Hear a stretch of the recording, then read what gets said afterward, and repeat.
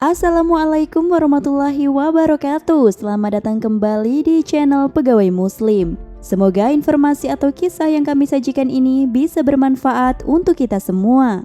Selamat menonton.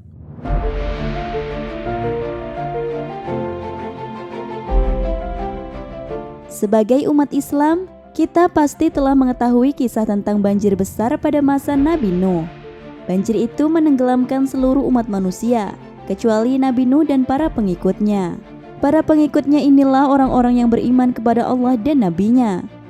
Hal ini seperti yang dijelaskan dalam Al-Quran yang artinya, maka kami selamatkan Nuh dan orang-orang yang besertanya di dalam kapal yang penuh muatan.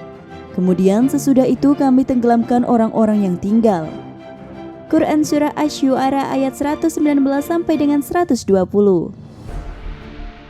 Beberapa ulama menjelaskan bahwa terdapat anak Nabi Nuh yang beriman bersama beliau di atas kapal. Bersama itu pula ada orang-orang yang beriman bersama Nabi Nuh di atas kapal.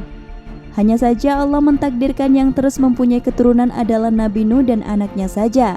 Dalam riwayat lainnya, manusia yang selamat selain Nabi Nuh dan anaknya meninggal karena wabah sehingga mereka tidak mempunyai keturunan.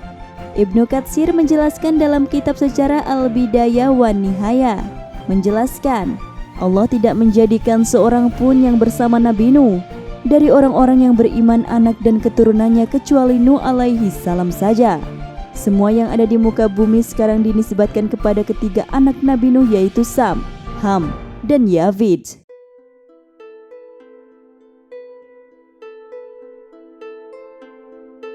Seiring berjalannya waktu, muncullah sebuah kaum yang dikatakan sebagai kaum pertama yang menyembah berhala pasca banjir Nabi Nuh. Kaum itu adalah kaum Nabi Hud. Kaum ini berasal sebuah kabilah yang bernama Ad bin Aus bin Sam bin Nuh. Mereka adalah bangsa Arab yang tinggal di pegunungan-pegunungan pasir di Yaman, tepatnya di antara Oman dan Hadramaut. Mereka berada di kawasan sepanjang pantai bernama Syahar dan lembah Mukhit. Mereka seringkali tinggal di dalam bangunan-bangunan dengan tiang besar seperti yang diterangkan Allah dalam Al-Quran yang artinya, tidakkah engkau Muhammad memperhatikan bagaimana Tuhanmu berbuat terhadap kaum Ad, yaitu penduduk Iram ibu kota kaum Ad, yang mempunyai bangunan-bangunan yang tinggi. Quran Surah Al-Fajr ayat 6 sampai dengan 7. Penduduk Iram inilah yang dikatakan sebagai kaum Ad pertama, sementara kaum Ad kedua muncul setelahnya. Karena kedurhakaan mereka yang selalu menyembah berhala, Allah kemudian mengutus Nabi Hud ke tengah-tengah mereka. Nabi Hud menyeru kepada mereka agar kembali beriman kepada Allah dan meninggalkan berhala mereka. Allah menceritakan kisah tentang kaum Ad dalam Al-Quran Surah Al-A'raf. Kisah ini diceritakan setelah Allah mengisahkan kaum Nabi Nuh. Selain Surah Al-A'raf, Allah juga mengisahkannya dalam surah lain seperti Surah Hud, Al-Mu'minun, Al-Ahqaf, dan surah-surah lainnya. Menurut pendapat yang sahih, kaum Ad adalah umat pertama yang menyembah berhala setelah banjir besar. Hal ini terlihat jelas dalam firman Allah yang artinya, ingatlah ketika Dia menjadikan kamu sebagai khalifah-khalifah setelah kaum Nuh, dan Dia lebihkan kamu dalam kekuatan tubuh dan perawakan. Quran Surah Al-A'raf ayat 69. Allah saat itu menjadikan mereka sebagai orang-orang terkuat pada masanya dari sisi fisik dan kekuatan. Walaupun terdapat pendapat yang mengatakan bahwa kaum tersebut adalah kaum Tsamud, namun tidak terdapat perbedaan pendapat bahwa kaum Ad lebih dulu ada dibanding kaum Tsamud. Kaum Ad adalah kaum yang bersikap kasar, ingkar, semena-mena dan melampaui batas dalam menyembah berhala. Mereka saat itu menyembah 3 berhala, yaitu Sad, Samud, dan Hera. Allah kemudian mengutus seseorang di tengah mereka dari golongan mereka sendiri, namun mereka malah mendustakan, menentang, dan menghinanya. Akhirnya, Allah menyiksa mereka dengan azab yang ditimpakan kepada mereka karena kedurhakaannya. Saat Hud mengajak mereka untuk beribadah kepada Allah, pemuka-pemuka orang kafir dari kaumnya berkata, sesungguhnya kami memandang kamu benar-benar kurang waras. Mereka mengatakan ajaran Nabi Hud kurang waras jika dibandingkan dengan penyembahan berhala yang mereka lakukan. Mereka juga menganggap bahwa Nabi Hud berdusta tentang perkataannya yang mengatakan bahwa Allah mengutus Hud sebagai seorang rasul. Walau menyampaikan amanat Allah dalam bentuk nasihat yang begitu tulus dan penuh kasih sayang, Nabi Hud sama sekali tidak pernah meminta imbalan dari kaumnya. Ia melakukannya dengan ikhlas semata-mata karena Allah Subhanahu wa Ta'ala. Setelah menyampaikan seruannya, para kaumnya mengatakan bahwa Nabi Hud tidak mendatangkan suatu mukjizat sebagai bukti kebenaran ajaran yang disampaikannya.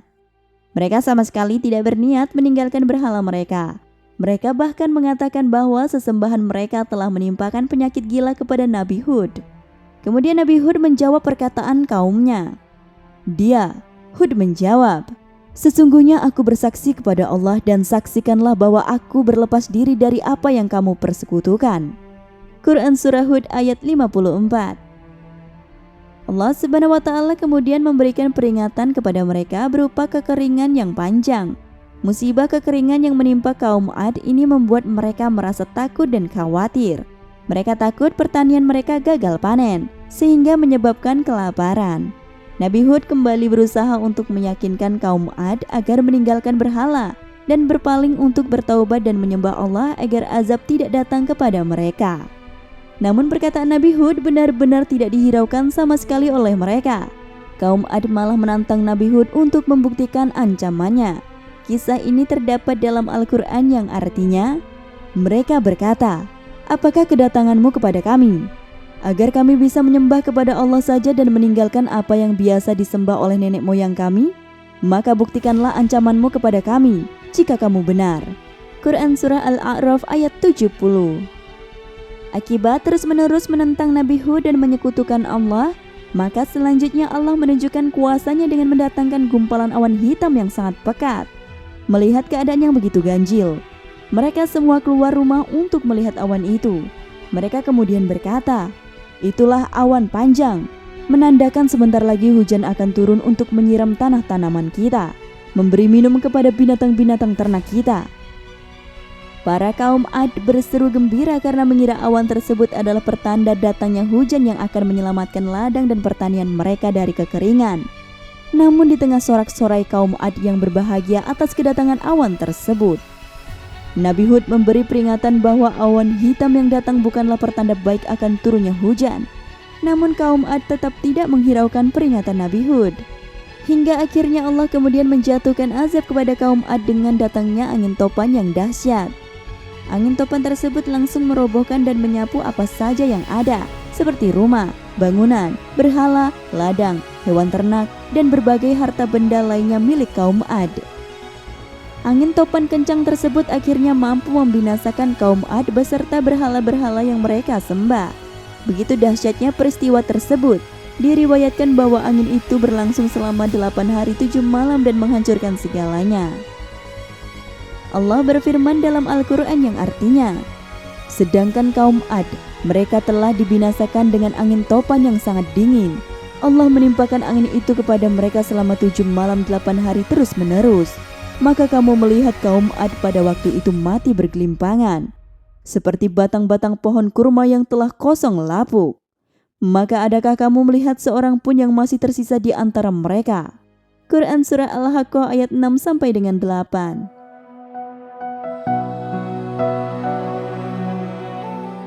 Itulah kisah tentang kaum pertama yang menyembah berhala setelah banjir Nabi Nuh. Mereka dikatakan sebagai suku tertua sesudah kaum Nabi Nuh, dan mereka hidup dalam kemakmuran. Mereka memiliki peradaban yang tinggi dan unggul dalam bidang pertanian karena air yang melimpah. Mereka juga memiliki harta dan binatang ternak yang banyak. Tempat mereka juga menjadi ladang yang subur dan hijau, penuh dengan kebun-kebun yang indah dan mata air. Namun sayangnya, mereka mendustakan Allah dengan menyembah berhala. Bahkan saat Allah mengirim utusan dari kaumnya, mereka malah menentangnya. Hingga pada akhirnya, Allah mengazab mereka dengan azab yang sangat pedih. Wallahu a'lam bishawab.